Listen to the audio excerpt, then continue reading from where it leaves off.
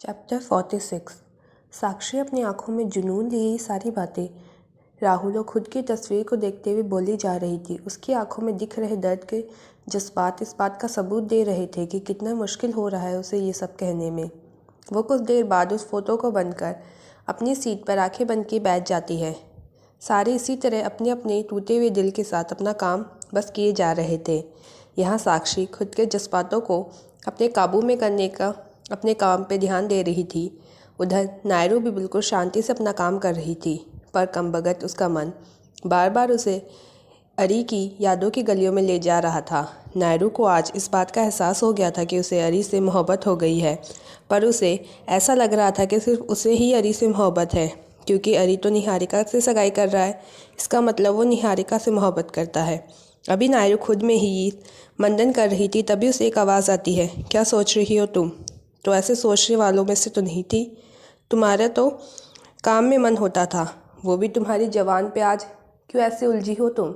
नायरू जब उस आवाज़ की ओर देखती है तो उसे उसका ही अक्स दिखता है, जिससे अक्सर नायरू बातें किया करती थी। उसे देख नायरू अपना मुंह बना, तुम फिर आ गई? एक तो मैं पहले से परेशान हो, तुम मुझे एक चली आती हो बार बार मुझे परेशान करने। नायरू अपना हाथ अपने सर पर रख बोलती है, अरे मैं तो तुम्हें सॉल्यूशन देने आई हूँ, ऐसे चुप रहकर कुछ होने वाला तो है नहीं। अपने एहसासों से रूबरू कराओ उसे जिसने तुम्हारे दिल में कब्जा कर लिया है। बताओ उसे कि मोहब्बत हो गई है तुम्हें उससे, क्योंकि जिसे आप अपने दिल में बसाएं उसे इस बात का आगाह भी ना कराए, ये तो कोई बात नहीं हुई।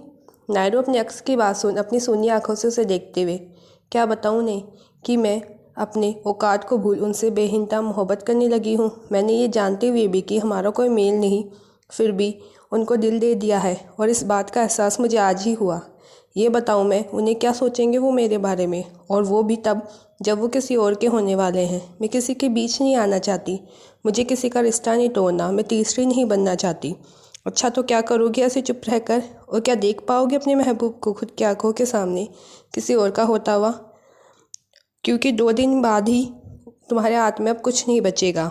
नायरू उसकी बात सुन फीका मुस्कुरा देती है, वो तो पहले से ही किसी और के थे। मेरे दिल ने ही गुस्ताखी की कि उनसे अपनी औकात को भूल आसमान का चाह लिया, तो सज़ा तो उसे ही मिलेगी। मोहब्बत में औकात नहीं देखी जाती। मोहब्बत तो वो पाक रिश्ता है जिसमें ऊंच नीच अमीरी गरीबी कुछ भी मायने नहीं रखती। अगर कुछ मायने रखता है तो वो है एक दूसरे के लिए प्यार और एक दूसरे पर विश्वास।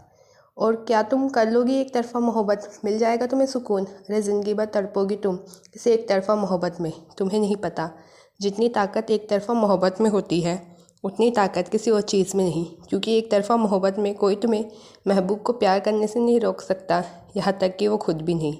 उन्हें भी ये हक नहीं कि वो मुझसे खुद को मोहब्बत करने से रोक सके। ये सब कहते हुए नायरू की आंखों में एक अलग ही आग दिख रही थी, शायद ये मोहब्बत की आग थी। मिल गया तुम्हें जवाब, अब जाओ यहाँ से, मुझे कुछ देर शांति से रहना है। नायरू इतना बोल अपना सर टेबल पर रखा आंखें बंद कर लेती है। मेरा काम तुम्हें समझाना था, अब तुम्हें खुद नहीं समझता तो मैं कुछ नहीं कर सकती। इतना बोल नायरू का अक्ष वहाँ से गायब हो जाता है।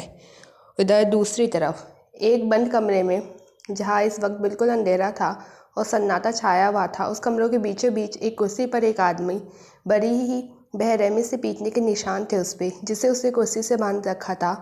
उसके शरीर पर लगे निशान इस बात की गवाही दे रहे थे कि उसके साथ क्या हुआ होगा। उसके शरीर को ऐसा कोई हिस्सा नहीं था जिसे वो बेदर्दी वाले निशान नज़र नहीं आ रहे हो, बल्कि कुछ कुछ निशान तो नए थे और कुछ पुराने। कुर्सी पर बैठा इंसान धीरे से बस एक ही बात काफ़ी देर से बोला जा रहा था, पानी पानी। पर शायद किसी को उस पर दया नहीं आ रही थी। वहाँ खड़े 2 गार्ड्स अपनी घिन भरी नज़रों से उसे देख रहे थे, जैसे कोई इंसान ना हो, कि कोई ऐसा जीव हो जिसे देखना वो लोग बिल्कुल पसंद नहीं करते। सही है, इंसान अपने कर्मों से बड़ा या छोटा होता है। अगर इंसान के कर्म अच्छे या नेक ना हो तो सर पर उसे वाले की नेमत अपने आप ही बरकरार रहती है।